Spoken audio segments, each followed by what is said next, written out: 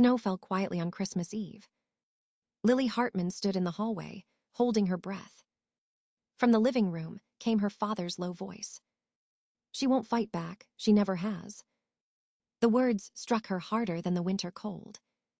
She realized they were talking about her, not Emma. She realized they expected her silence, again. Her home, her life, her boundaries meant nothing to them. And tonight, they planned to place Emma in her apartment as if it were owed. A strange calm settled over Lily as she listened. For the first time, she understood the truth clearly. They weren't a family seeking help.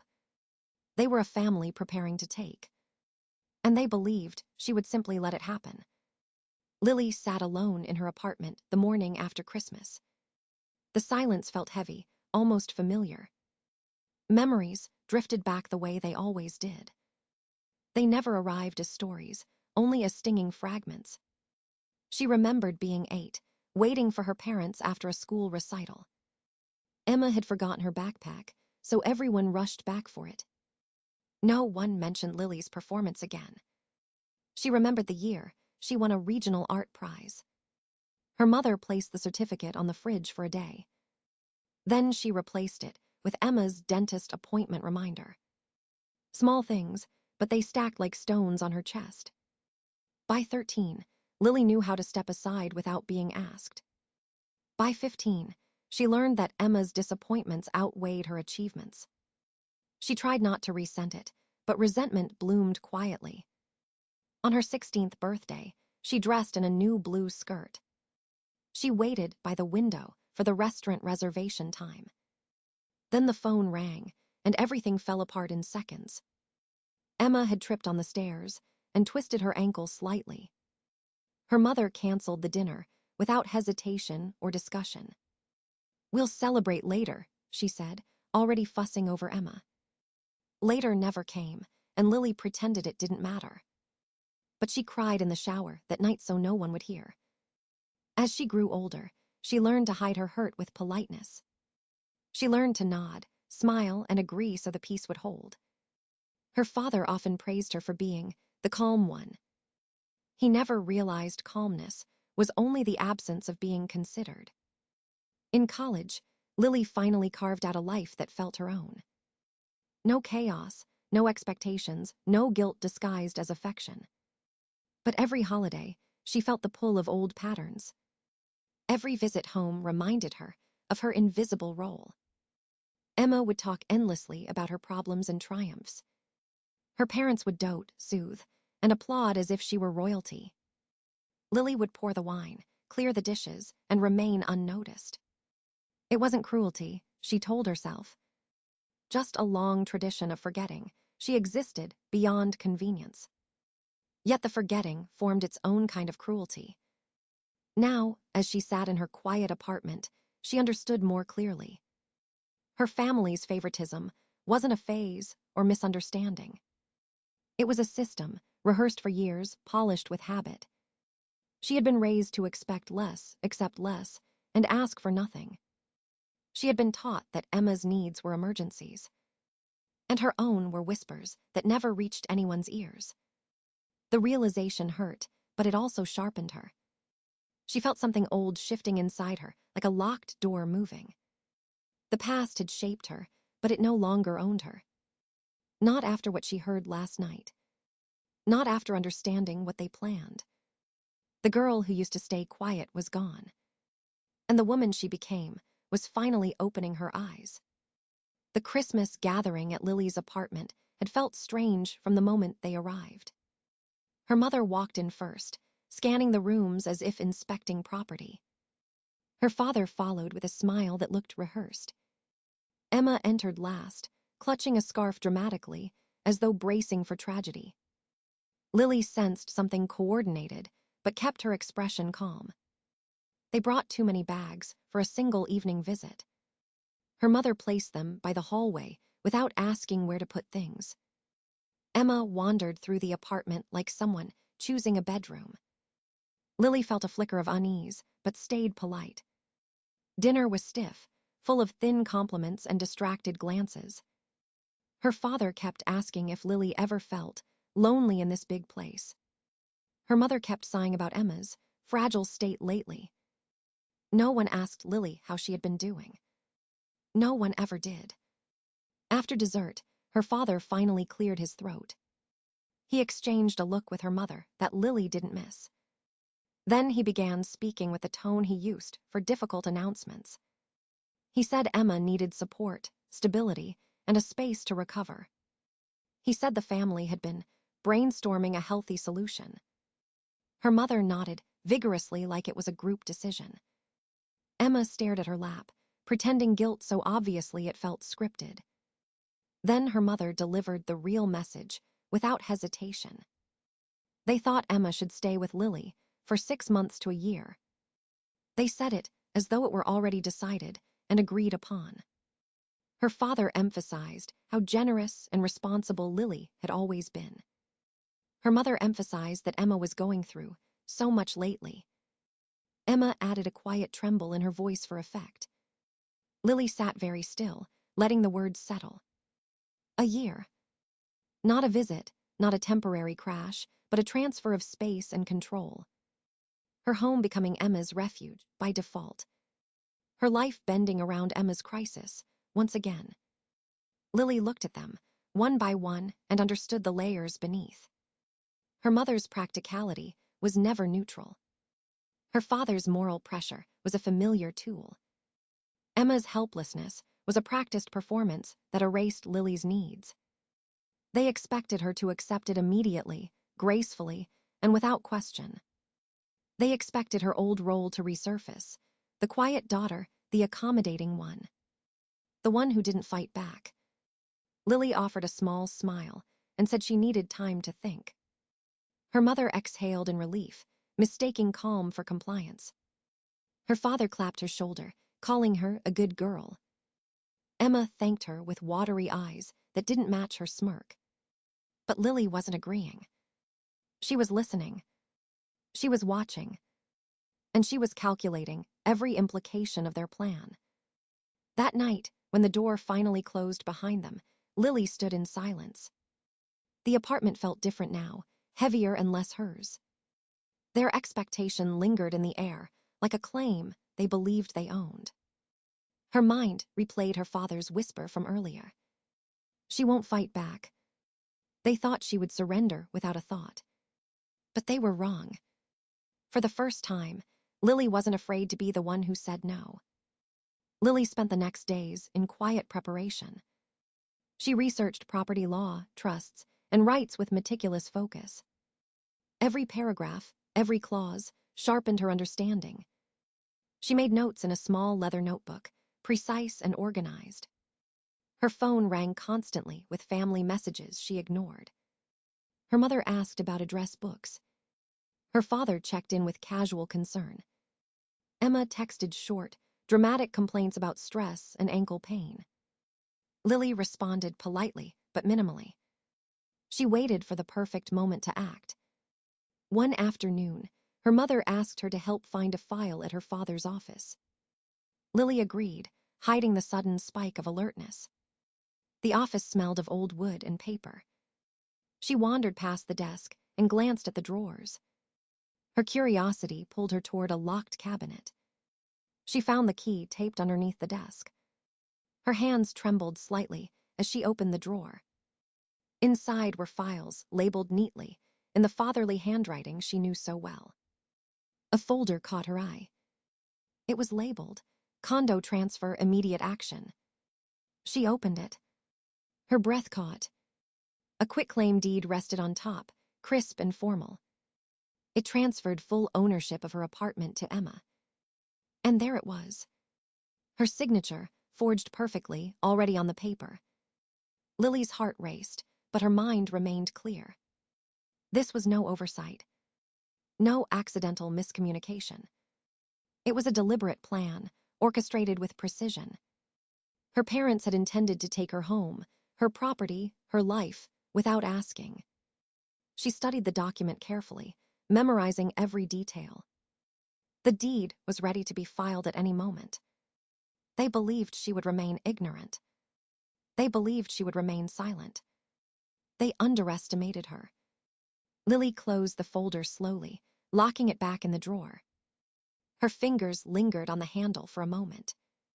She felt a strange mix of fury and clarity. The quiet, obedient daughter was gone. In her place stood someone who could see every move before it was made. She left the office with a calm stride, her mind forming a plan. Every message from her family now held a different weight. Every smile from Emma felt manipulative, staged. Lily began drafting notes on how to counter the deed. She considered third-party buyers, trust accounts, and legal contingencies. She would act first. They would not have the satisfaction of control. Her apartment, her boundaries, her life would remain hers. Lily understood the stakes. Her family had weaponized trust and expectation against her. Now she would weaponize law and foresight against them. The quiet of her apartment felt sharper that evening. It was no longer a refuge. It was a battleground. And Lily was ready. For the first time, the whispers of being powerless fell silent. She would not surrender. She would not plead. She would not negotiate. She would act. And she would win. Lily moved quickly but quietly, keeping her plan hidden from everyone. She contacted a trusted attorney with experience in real estate and trusts. Every call was brief, precise, and carefully worded. She explained the situation without revealing too much. Her attorney understood immediately and agreed to act discreetly. Lily prepared the funds from her savings, organizing them into a separate account. She wanted no trace linking her actions to impulsiveness or anger. The property sale needed to be airtight, legal, and irreversible. She identified a buyer who respected privacy and speed. The contract was drafted and reviewed multiple times. Every clause was double-checked for loopholes or delays. Lily signed the papers in the quiet of her apartment late one night. The buyer signed the same evening. The deed was filed officially, recognized by the county, and recorded. Legally, her apartment was no longer hers. But the funds were secure, held in a trust account she controlled. Lily smiled at the irony. She had become a guest in her own home by law, yet retained complete power. Meanwhile, her family celebrated on social media. They posted photos, calling Lily generous, kind, and understanding. They framed Emma's move-in as a gift from a loving sister. Lily scrolled through the posts silently, liking a few strategically. Each click was a trap. Every public claim they made now bound them to their own narrative. Lily's mind traced every possible reaction. She imagined their surprise when they discovered the legal reality. Her father, so confident in moral authority, would be speechless. Her mother, so certain of her influence, would be powerless. Emma, thinking she had won, would find the apartment empty of entitlement. Lily felt no guilt, only satisfaction. She had protected her space, her money, and her boundaries. The deception of her family had met its match. The quiet apartment held a different kind of peace now.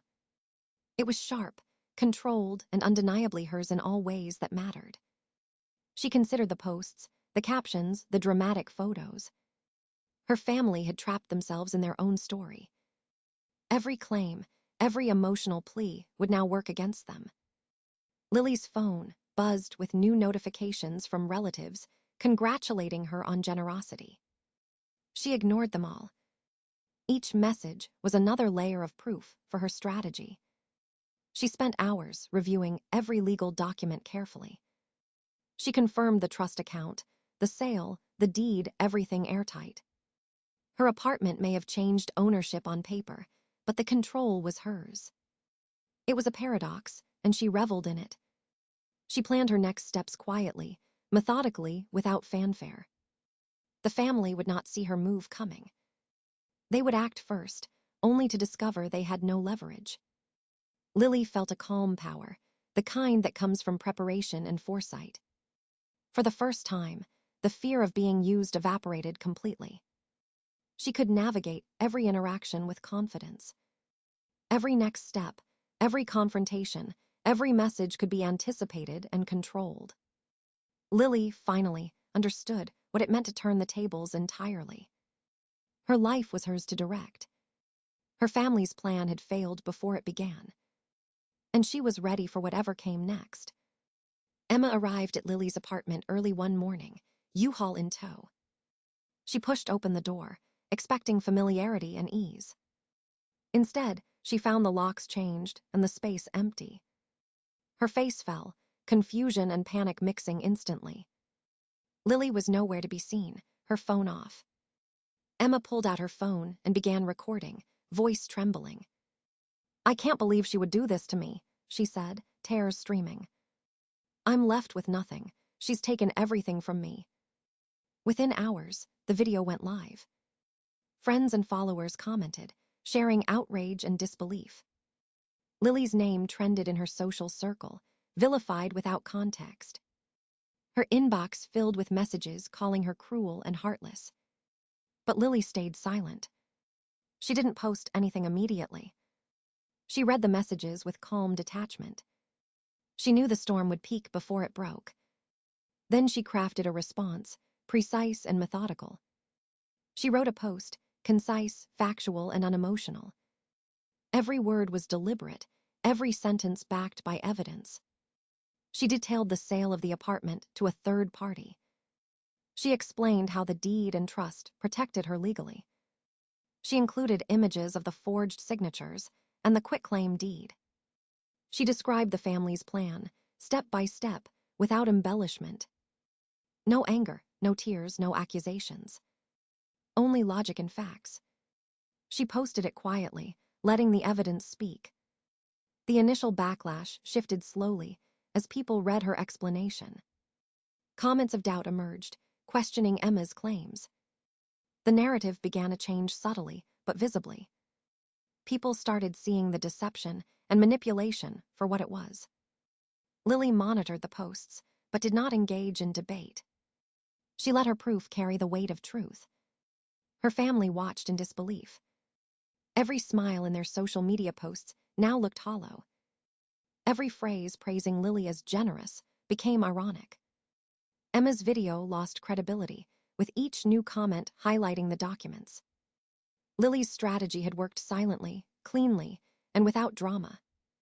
She had turned public perception against the manipulation. Her family's narrative collapsed under the precision of her evidence. Lily felt no triumph, only clarity. The truth had emerged without her losing composure.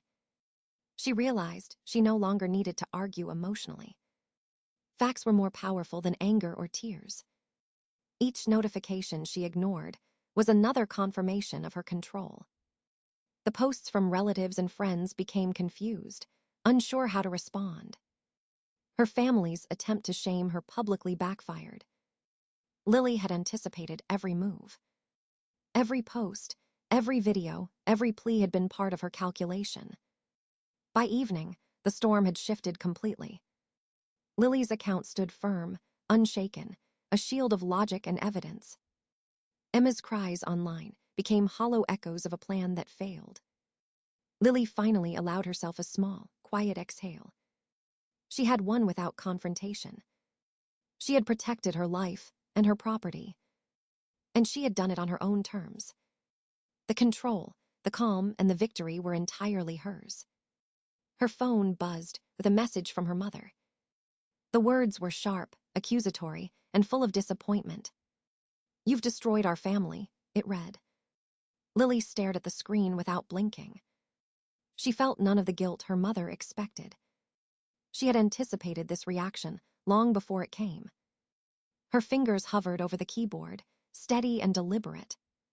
She typed slowly, choosing each word with care. "I am not leaving my family," she wrote. "I am leaving the toxic performance you call family." She paused, reading it once, twice, 3 times. It was final, clear, and unyielding. She sent the message and immediately blocked the number. No calls, no texts, no notifications would reach her from them again. She blocked Emma as well. She blocked her father and anyone else who might report back. The apartment was quiet now, fully hers. Her boundaries were solid, legally and personally. For the first time, she could breathe without tension. Her mother's anger no longer dictated her emotions. Her father's disappointment no longer weighed on her conscience. Emma's manipulations could not reach her anymore. Lily felt a strange sense of relief and finality. Months of planning, preparation, and silent calculation had led to this. She no longer felt like the overlooked, forgotten daughter. She had stood up, acted decisively, and reclaimed control. The storm of family conflict had passed, leaving clarity behind. She could now focus on herself, her life, and her future. The past could not touch her anymore. Every lesson from childhood now served as strength. She had learned patience, observation, and strategic action. She had learned how to protect herself in the face of betrayal. She had learned her own worth, independent of their approval. The apartment, once a place of expected surrender, was now a fortress. Every corner, every key, every document reinforced her autonomy. Her freedom was no longer theoretical, it was tangible. She could move through her days without fear or hesitation. The messages, posts, and calls from the family were irrelevant now. She could create her own rules, her own boundaries, and her own life. The feeling was intoxicating yet calm, a steady power she had never known. No one could gaslight her or manipulate her again. Her decisions were hers alone, based on reason, not guilt. She reflected on the journey silently, feeling the weight lift from her shoulders. Years of being overlooked, underestimated, and dismissed had culminated in this moment. She realized the cost had been worth the peace she now held. Lily would never forget the betrayal, but she would no longer be defined by it. She had acted decisively, legally, and ethically. She had protected herself from those who sought to exploit her trust. And in doing so, she had reclaimed her life completely. The quiet of the apartment was a new kind of music. No arguments, no manipulation, no false affection. Just calm, just clarity, just freedom. For the first time, she felt entirely untouchable in her own life. Her family had shown their true nature, and she had acted accordingly. Lily smiled softly, knowing the chapter was closed. She had chosen herself. She had chosen peace. And nothing, no one could take that away. Lily stood at the edge of the cliff, looking out over the endless ocean. The wind tugged at her hair, cold and cleansing. The waves crashed rhythmically, a steady heartbeat beneath the sky. She felt the weight of months, years, decades lifting from her shoulders. Her life, once defined by others' expectations, was now entirely hers. The apartment, the trust, the legal victories, they were proof of her strength. She had defended her boundaries, acted with clarity, and refused manipulation. The family that had tried to control her no longer had power over her mind. No messages, no calls, no social media posts could reach her now. Freedom was not just a word. It was a tangible, living thing in her chest. She inhaled deeply, tasting the salt and the wind. The horizon stretched endlessly, full of possibilities she could choose herself. She did not know what the future held, and she did not need to. What mattered was this moment, this clarity, this sovereignty over her own life. The past no longer haunted her. It had shaped her into someone unbreakable.